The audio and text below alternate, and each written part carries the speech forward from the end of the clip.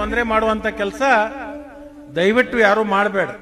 ಯಾಕಂದ್ರೆ ನಮ್ಮ ಸ್ವಭಾವ ಹೆಂಗಾಗ್ಯಾವಂದ್ರೆ ನಮ್ಮ ಹೊಲಕ್ಕೆ ನೀರು ಬೇಕು, ಆದ್ರೆ ಪೈಪ್ಲೈನ್ ನಮ್ಮ ಹೊಲದಾಗ ಹಾಯಬಾರ್ದು. ನಮ್ಮ ಮನಿಗೆ ಕರೆಂಟ್ ಬೇಕು, ಆದ್ರೆ ಕಂಬ ನಮ್ಮ ಮನಿ ಮುಂದೆ ಕೊಂಡಿರಬಾರ್ದು.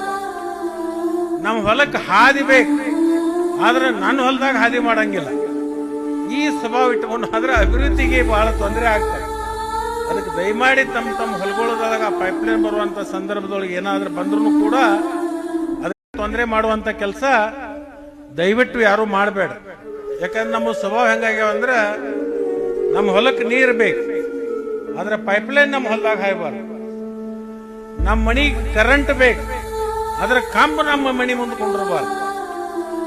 ನಮ್ಮ ಹೊಲಕ್ಕೆ ಹಾದಿ ಬೇಕು, ಆದ್ರೆ ನನ್ನ ಹೊಲದಾಗ ಹಾದಿ ಮಾಡಂಗಿಲ್ಲ.